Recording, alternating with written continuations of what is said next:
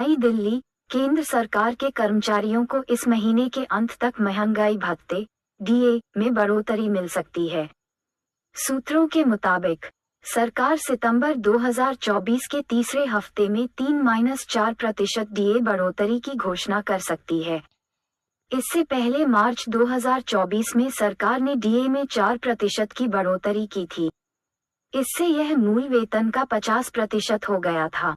बीते कुछ समय में केंद्रीय कर्मचारियों के फायदे से जुड़ी ये दूसरी बड़ी खबर है।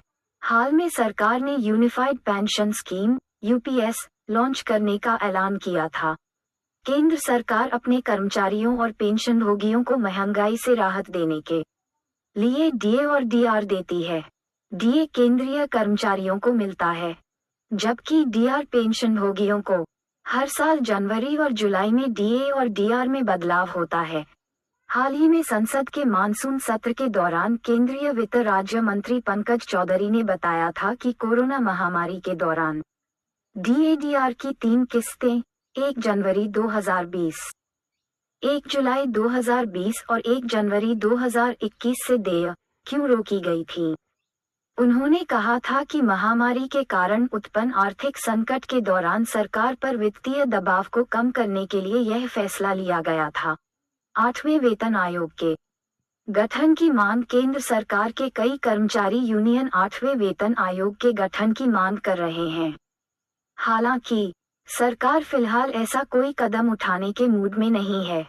30 जुलाई को राज्यसभा में एक लिखित जवाब में केंद्रीय वित्त राज्य मंत्री पंकज चौधरी ने कहा था कि जून 2024 में 8वें केंद्रीय वेतन आयोग के गठन के लिए 2 आवेदन प्राप्त हुए थे, लेकिन सरकार अभी इस पर विचार नहीं कर रही है। 7वां वेतन आयोग फरवरी 2014 में गठित किया गया था।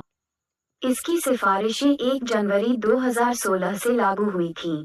सरकार कर्मचारियों के वेतन की समीक्षा के लिए हर 10 साल में एक वेतन आयोग का गठन करती है।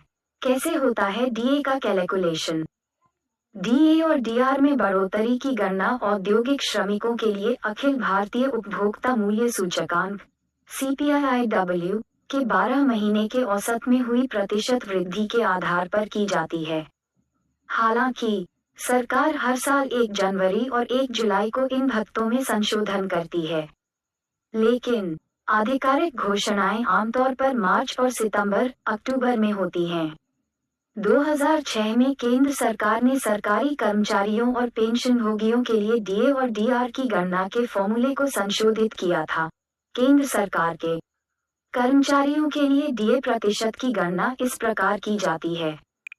महंगाई भत्ता प्रतिशत इक्वल्स पिछले 12 महीनों के लिए अखिल भारतीय CPI का औसत आधार वर्ष 2001 इक्वल्स 115.76 115.76 x 100 केंद्रीय सार्वजनिक क्षेत्र के कर्मचारियों के लिए ये है फॉर्मूला। महंगाई भत्ता प्रतिशत इक्वल्स पिछले 3 महीनों के लिए अखिल भारतीय CPI का औसत आधार वर्ष 2001 इक्वल्स 126.33 126.33 x 100